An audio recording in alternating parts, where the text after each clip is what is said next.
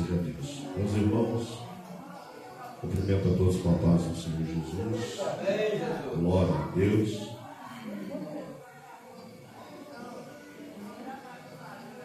Aleluia,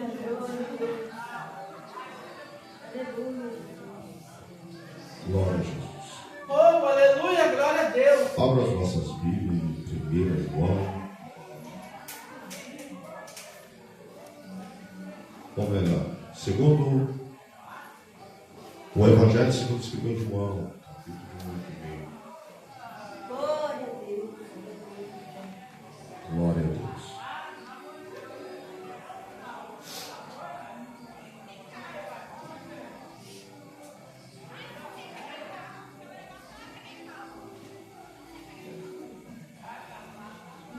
Os irmãos encontraram?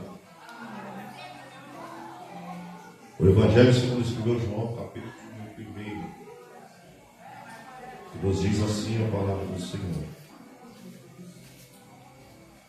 No princípio era o Verbo estava com Deus, e o Verbo era Deus. Ele estava no princípio com Deus. Todas as coisas foram feitas por ele. E sem ele nada do que foi feito se fez. Nele estava a vida, e a vida era a luz dos homens. E a luz resplandece nas trevas, e as trevas não a compreenderam. Versículo 14. E o Verbo se fez carne e habitou entre nós, e vimos a sua glória, como a glória do unigênito do Pai, cheio de graça e de verdade. Podem se sentar. Glória a Deus. Louvado seja Deus. Queridos, por mais uma oportunidade de estar transmitindo a palavra de Deus e também de ser um porta-voz, é uma responsabilidade ministrar, trazer aquilo que o Senhor tem para nós, aquilo que o Senhor tem a falar conosco, acerca da tua palavra, acerca da tua verdade, a respeito dos seus ensinamentos, que a Bíblia Sagrada, texto sagrado, nos revela desde o livro de Gênesis até o livro de Apocalipse. Aprendemos que sem essa verdade, sem essa instrução e sem esse direcionamento de Deus, é impossível de um cristão, de um servo, de uma serva, permanecer fiel até a morte. O Evangelho segundo escreve João, no seu capítulo número 1, nos revela que no princípio era o Verbo. Quando se trata do princípio, nós vamos entender o acontecimento real que aconteceu no livro de Gênesis, logo no seu capítulo número 1 em diante. Chega um período em que Deus ele olha para a terra e vê que a terra é sem forma e vazia. A Bíblia diz que quando Deus olha que a terra é sem forma e vazia, Deus começa a tua criação. Mas entenda comigo que Deus agora ele fala com o teu filho amado com a seguinte frase que todos nós conhecemos: façamos nós segundo a nossa imagem e também semelhança. Aprendemos que Deus já está falando com Cristo, com o Messias,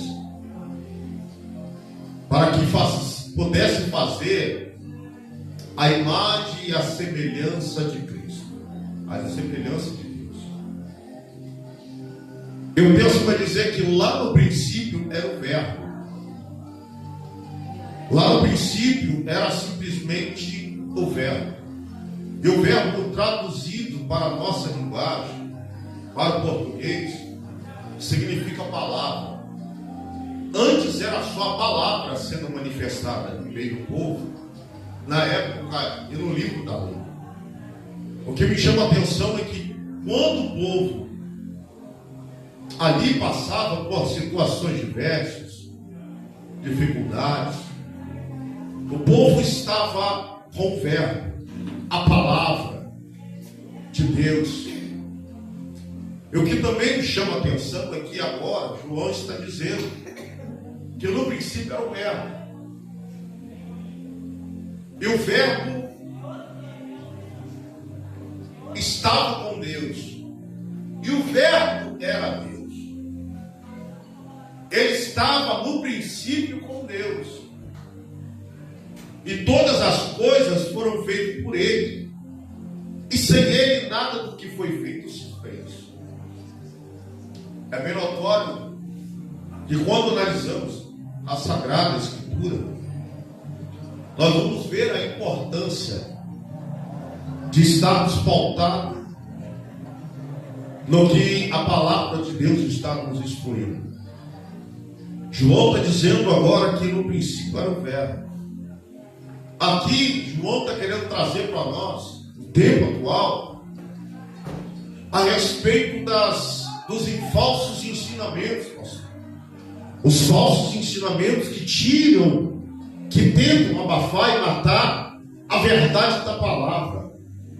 A palavra que ainda traz salvação, a palavra que traz libertação, a palavra que dá cura, a palavra que restaura, a palavra que capacita, a palavra que direciona. João está querendo trazer para nós a respeito dos falsos ensinamentos que estão dizendo que a porta está passando por reforma.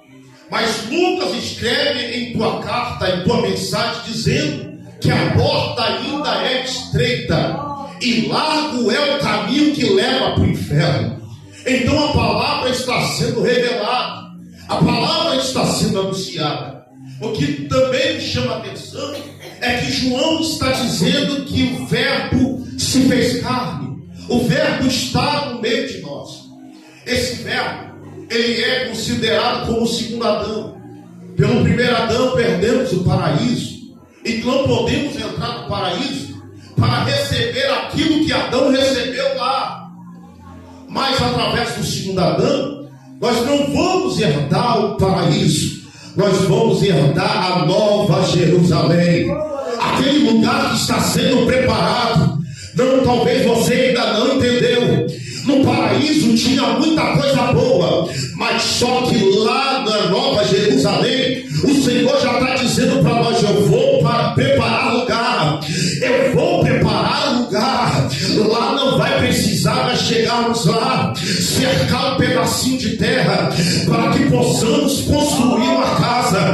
Nós vamos chegar em um lugar, vai estar preparado. É só nós entrarmos para a Nova Jerusalém e prestar um culto em ação de graça ao Senhor todos os dias.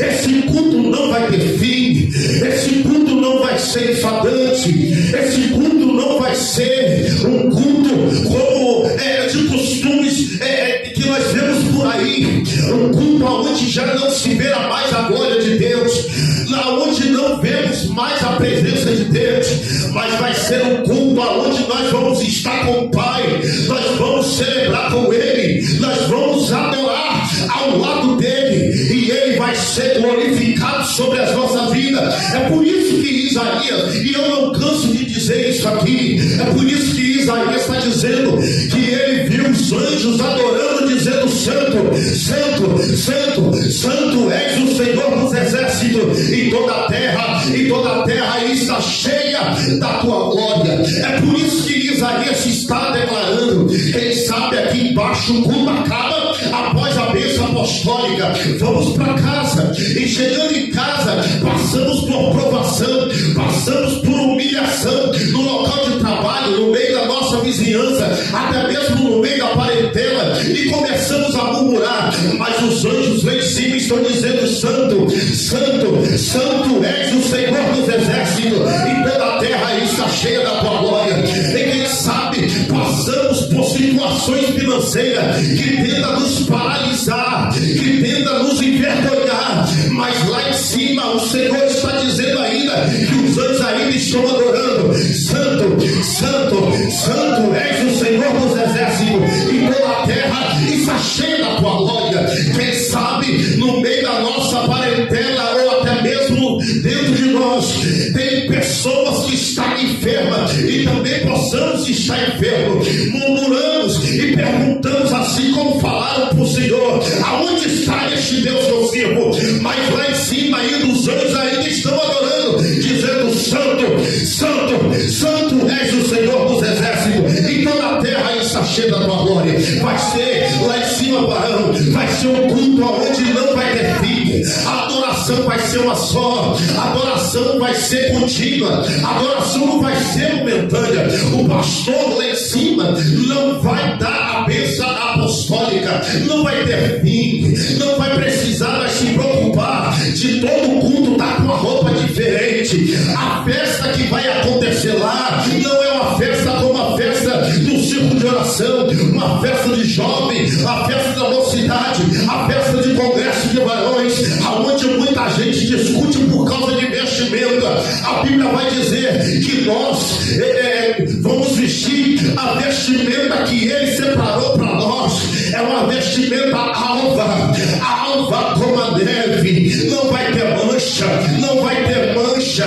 A Bíblia vai dizer que quando estaremos lá em cima, vai ser uma adoração terrena, não, vai ser uma adoração espiritual. Deixa eu ver quem é espiritual e está entendendo essa palavra. Oh, glória. Glória a Deus. Mas por causa do primeiro Adão, perdemos o paraíso.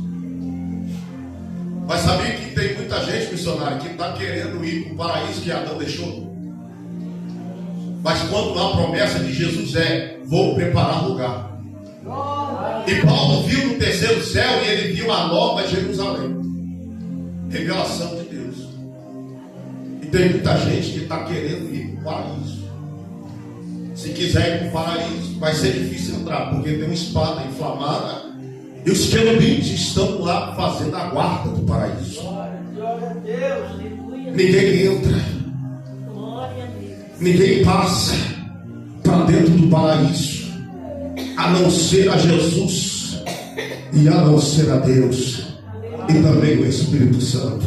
Glória a Deus. Glória a Jesus. Mas Deus vai dizer que agora, João está dizendo para nós, que o Verbo se fez carne. João vem trazendo para nós, eu já disse e vou retornar a dizer, a respeito dos falsos ensinamentos. É por isso que no livro de Apocalipse, Jesus ele fala através de João das cartas, e ele vai cobrar sobre a doutrina de Jezabel. Ele vai cobrar sobre a doutrina que está sendo implantada, a doutrina de Jezabel. É as falsas doutrinas, aonde tudo pode, aonde tudo pode fazer.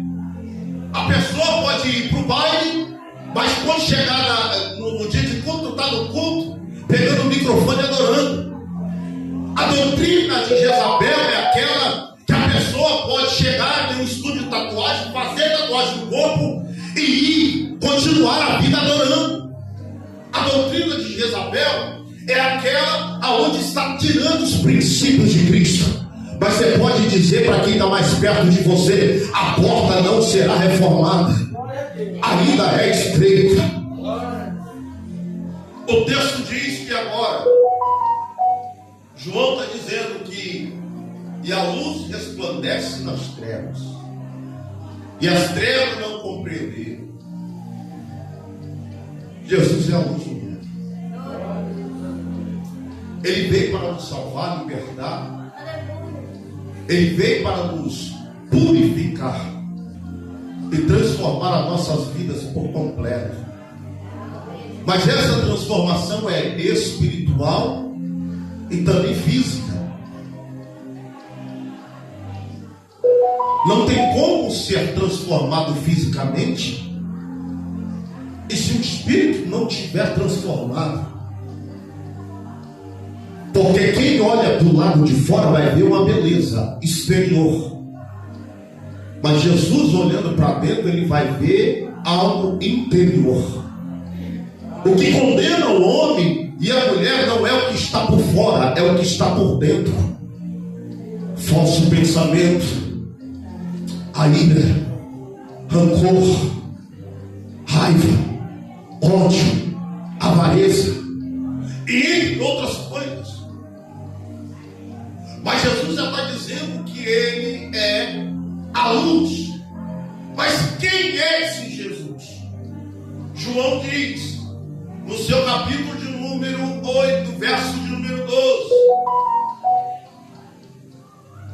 da seguinte forma: falou-lhe, pois, Jesus, dizendo: eu sou a luz do mundo.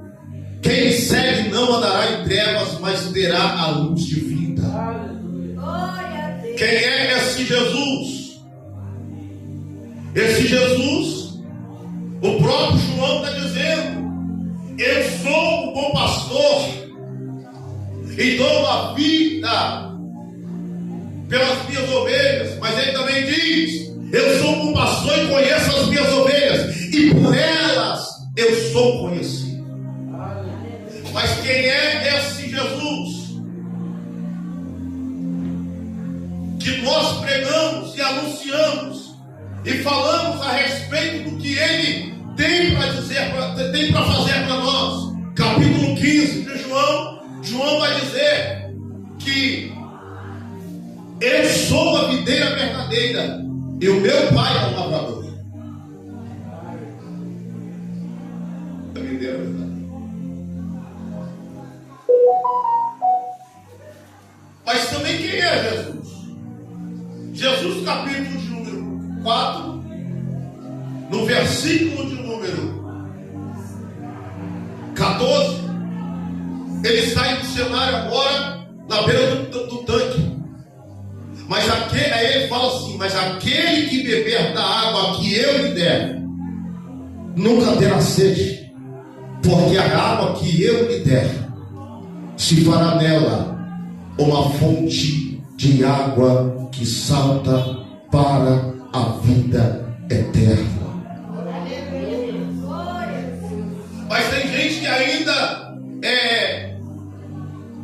quer saber quem é esse Jesus. Jesus, ele ainda diz mais através de João, capítulo 6, verso de número 34: porque o pão de Deus é aquele que desce do céu e dá vida ao mundo. Versículo de número 35: e disse-lhe: eu sou o pão da vida, e aquele que vem a mim não terá fome, e quem crê em mim nunca terá sede. É esse o Jesus que servimos. Glória a Deus. Nós estamos vivendo um período de apostasia, onde muitos estão morrendo espiritualmente dentro dos templos, porque já não se pregam mais a verdade em alguns lugares. A verdade deixou de ser a prioridade da palavra. A verdade deixou de ser a prioridade. E um culto como esse, onde tem vasos e varoas que ainda em sua oportunidade canta louvores que falam da verdade, deixa saudação que fala da verdade, ora profetizando a verdade sobre a vida do povo, pregador prega lançando a verdade. É um culto onde está vazio, mas você quer ver a igreja encher. Abra, começa a reformar os princípios cristãos do tempo. A igreja vai ficar abarrotada, é cadeira que vai faltar espaço para colocar dentro do templo. É tanta gente que vai ficar. Quer ver a igreja encher? É começar a trazer o mundo para dentro da igreja. Mas a Bíblia vai dizer que o pregador, ele vai olhar e vai dizer: eu fui procurar a igreja e achei no mundo. Mas hoje, no tempo atual, ele já está dizendo: mas eu fui procurar no mundo e achei na igreja. Por que está dizendo isso? É porque tem muito tempo, tem muitos pastores que estão usando falsa doutrina, estão esquecendo do princípio. Mas eu estou pregando para uma geração que não vai retroceder. Eu estou pregando para uma geração que não vai deixar a guarda baixar. Eu estou pregando para uma geração que vai lançar palavra de profecia da verdade. E que palavra é essa? Quem sabe Deus vai te dar autoridade para entregar uma chave para o povo. Mas que chave é essa, pastor Paulo? É aquela chave que ainda faz a diferença. É a chave de conserto. Ou se conserta, ou se conserta, ou se posiciona, ou se posiciona, ou se apruma, ou se apruma. A Bíblia vai dizer que Deus fala com Jeremias através de símbolos, e alguns símbolos Deus vai dizer para ele conforme o que Deus está querendo realizar no meio do povo. Mas no século atual, se formos usar símbolo como Deus usou a Jeremias, Deus vai descer com prumo e com nível no meio do povo. Porque é prumo e nível: prumo para ver se está tudo certo, e nível para ver se está na posição. A Bíblia vai dizer que Deus, ele quer valentes, corajosos para pregar a verdade. É por isso que hoje o texto está dizendo: eu sou a verdade e a vida, e ninguém vai ao Pai a não ser por mim. É por isso que o Verbo se manifestou, e hoje ele está aqui para dizer para mim e para você: vai pregar a minha palavra, anuncia o meu evangelho, porque eu vou anunciar, eu vou salvar, vou libertar, vou curar através de ti. Mas tem que ser através da verdade, através da verdade, através da verdade. É por isso que Paulo era perseguido. Paulo, quando ele não tinha se convertido, ele era um perseguidor da igreja cristã. Matou, ele assistiu à morte de Estevão sendo apedrejado. Mas vai chegar um período que agora ele vai ter um momento com Deus, vai ter um tete a tete com Deus, ele vai ter um momento com Deus. E quando ele tem um momento com Deus, agora Deus muda, transforma a vida dele, e ele começa a ser o pregador do evangelho. Agora a verdade que ele tinha ódio é a verdade que ele tem amor. A verdade que ele não gostava de ouvir é a verdade que ele vai anunciar. É por isso que Jesus está pregando. E quando ele está pregando, o povo vai saindo de fininho, o povo vai embora. Os discípulos olhando para Jesus falam: mestre, o povo está indo embora. O povo não está querendo ficar, o povo está indo embora. Faz alguma coisa. Quem sabe eu estou dizendo: faz alguma coisa para que esse povo fica e escute a voz do Senhor. Jesus olhando para ele: vai vocês também. Não está satisfeito não? Vai vocês também. Não quer palavra dura não? Pode ir também. Aí os discípulos olham para ele e falam: para onde vou? Se só o Senhor que tem palavra de vida eterna, que só o Senhor que tem palavra de salvação. Então não tem outro a não ser Jesus que tem palavra de vida eterna. O que vier que não foi Jesus, sai fora, corre, bate em retirada. Se chegar em algum lugar e ouvir que não é Jesus que está falando, não fica não se alimenta de coisa ruim não. Vai embora. Você é profeta, você profetiza, você entra no teu quarto, vai estudar, vai clamar a presença de Deus, porque Deus vai falar contigo. É na madrugada, é o entardecer, é o amanhecer, e todo o tempo ele vai falar contigo.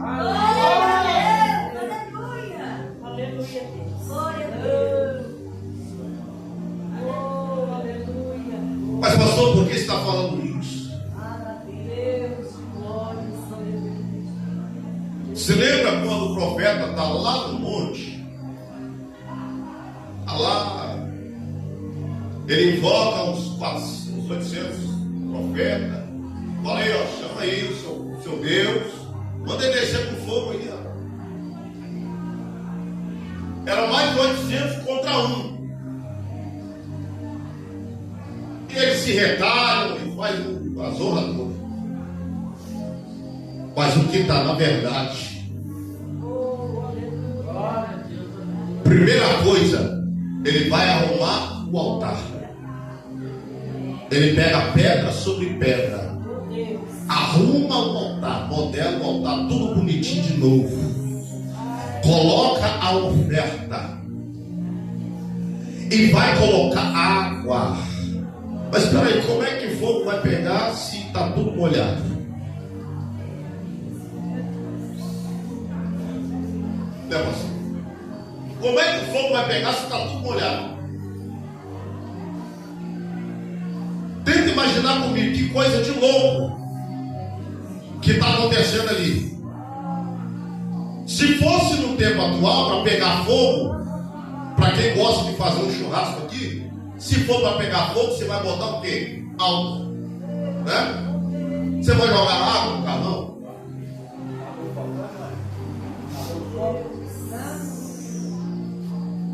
Você vai jogar água no carvão? Você vai jogar o quê? Álcool. E quando você arriscar o fogo, rapidinho pega. Sim ou não? Só que o profeta ele joga água. E ele faz uma oração. A oração dele era simples.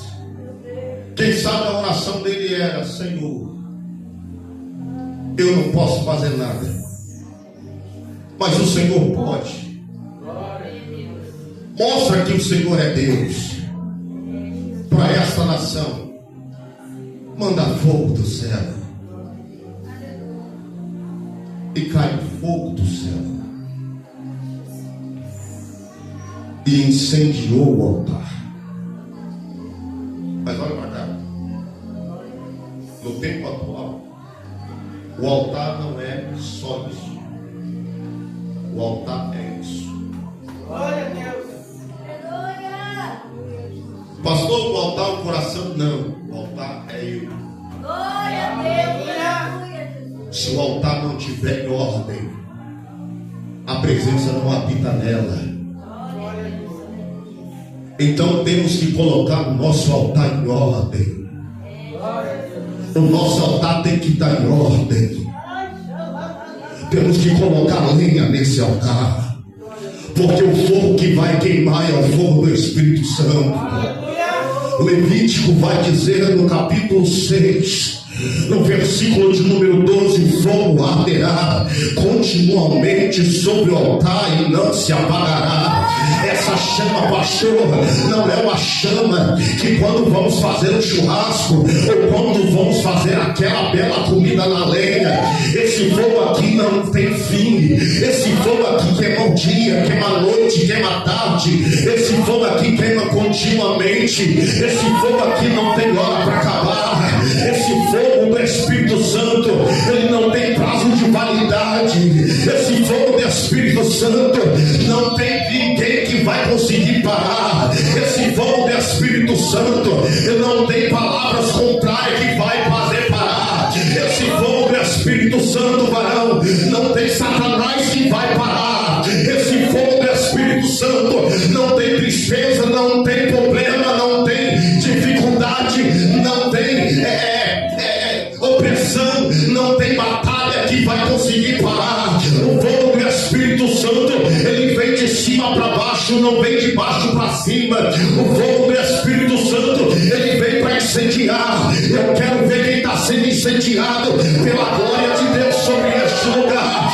Eu quero ver quem está sendo incendiado pela glória de Deus que está manifestando. Deus, ele está falando comigo e está falando contigo. Ele vai te encher e vai te avivar.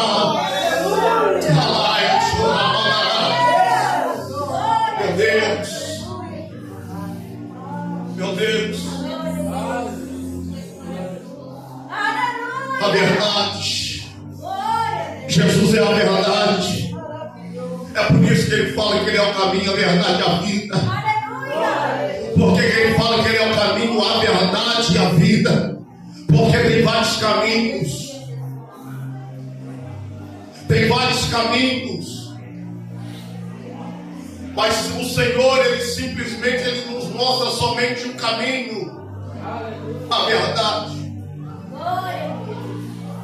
Olha para cá. Andar na verdade tem as suas dores. Andar na verdade tem as tuas dores e os teus sofrimentos. Por que Deus ele mostra a Moisés a lepra na mão e da madeira fazendo virar uma serpente? É porque primeiro o ministério ele nos traz marca de sofrimento. E segundo ministério, também ele quer nos mostrar que nós devemos estar atento. O cajado de Moisés virou uma serpente. E uma serpente, ela é o que? Perigosa. Então o Senhor está querendo dizer para nós que a primeira coisa é dor, sofrimento. Mas pastor, o evangelho não é sofrimento. Então por que Jesus sofreu? Por que ele foi pregado no madeiro? Por que ele foi chicoteado? Teve sede, deve vinagre para beber. Transpassaram uma espada, uma lança em Jesus. E ele olhando aquele povo, pastor, que ele pregou, que ele anunciou, que ele salvou o povo que vivia com ele no monte. E o povo lá dizendo: crucifica Jesus e solta Barrabás. Por que ele sofreu? Por que ele sofreu por mim se a cruz era minha? Por que ele sofreu por mim se o madeiro era meu?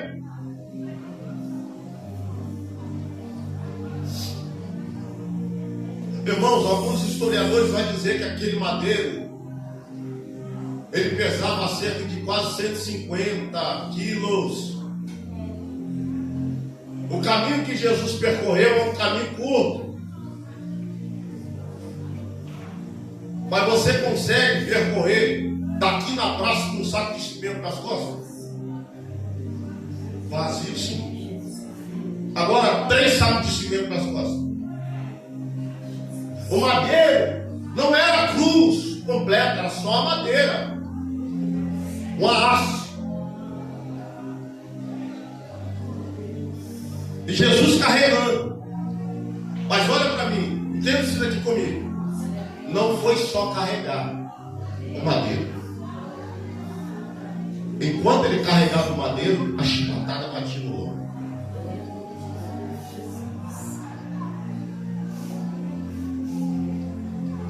Bom, Rogério, você aguentaria? Você aguentaria? Eu falo a verdade, sem erro de mentir, sem medo de errar. Eu não dava 2 metros. Eu não andava 2 metros. E ali mesmo eu pagava para a cruz.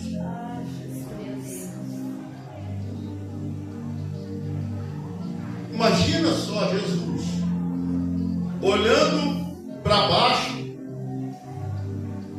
e só vendo Maria, Tiago, João, cadê Pedro?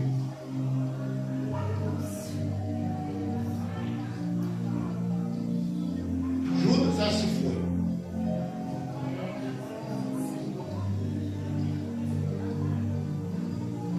E ele lá, ele com os braços estendidos, ele vai dizer: Pai, se for possível, aparta-te de mim esse cálice. Mas espera aí, ele sabia que no princípio ele ia passar por tudo isso, mas ele pega e fala agora: mas que todavia seja feita a tua vontade, não a minha. Jesus, ele veio em resgate de mim e da sua vida. Jesus, ele veio em resgate de mim e da tua vida. E olha para mim, quando Jesus ele falou conosco através de João capítulo 1, esse texto aqui não é para quem está lá no mundo, para tomar cuidado com os falsos ensinamentos. Ele está falando para mim entregar esse mistério para vocês, que isso daqui é para quem serve, é para crente. Tomem cuidado com os falsos ensinamentos. Tomem cuidado com aquilo que vão tentar implantar na tua cabeça, no teu coração. Toma cuidado com o que vão tentar lançar sobre a tua vida. Toma cuidado com quem bota a mão na tua cabeça para orar. Toma cuidado com quem chega na tua casa para orar. Toma cuidado quem toma direção para entregar uma palavra para a tua vida, você pegar e levar para si. Tem muita gente que está recebendo palavra, pastor, e está sofrendo por aí afora. Eu vejo por aí afora, pastor, eu passei 2 anos no campo missionário, e o que eu mais vi lá é o povo, quando acaba a palavra, o povo querer oração, o povo vai para lá e mete a cabeça na mão dos outros. Eu já vi até pessoas segurar na minha mão e botar na cabeça deles para me orar. Gente, pelo amor de Deus, vamos parar com isso.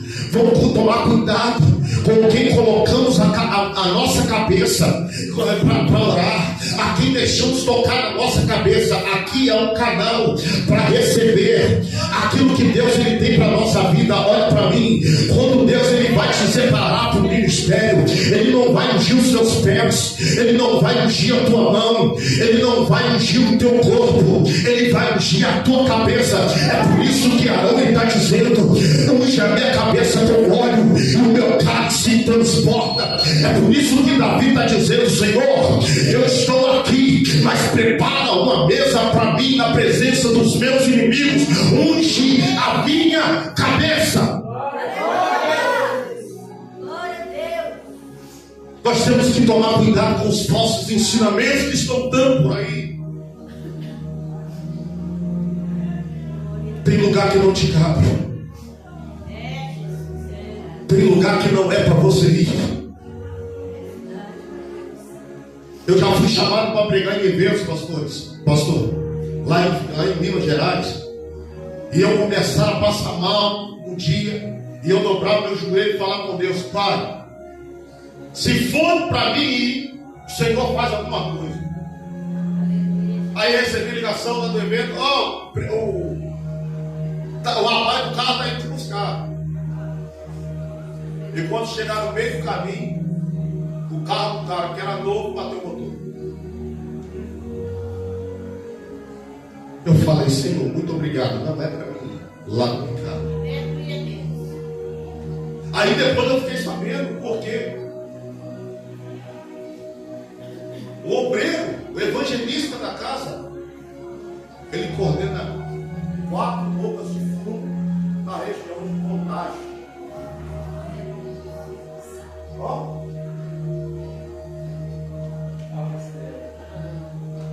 O pastor é agiota.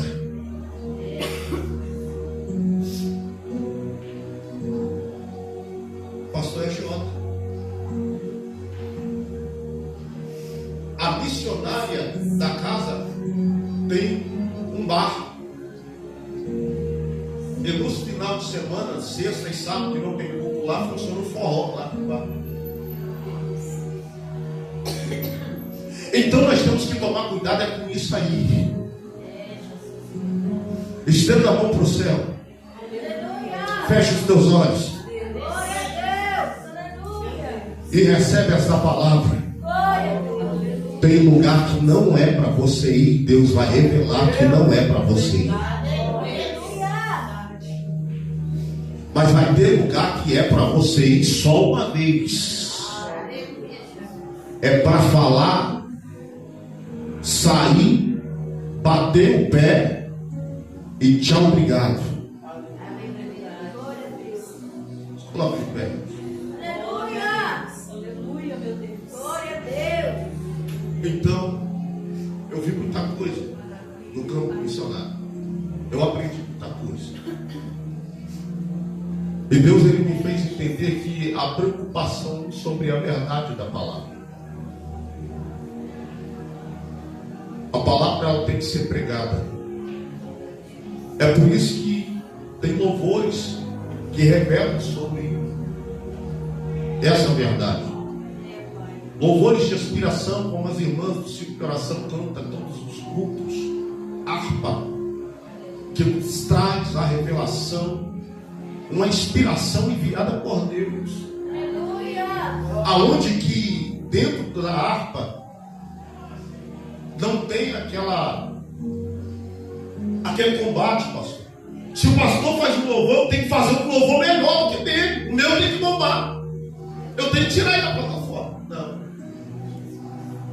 Por que a harpa ninguém quer gravar mais? louvores que confrontam a alma.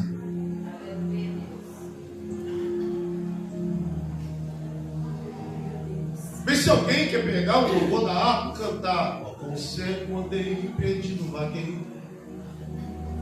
Vê se alguém quer cantar. Tem lugares que nem harpa mais canta. Tem lugares que mais nem palavra introdutória tem. Tem lugares que nem pastor e pregador mais prega, é coach.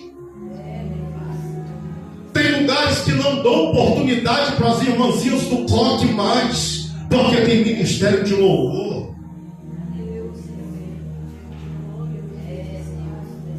Tem lugares que não se pode mais sentir a glória de Deus, não pode bater palma, não pode falar em língua, porque tem ética.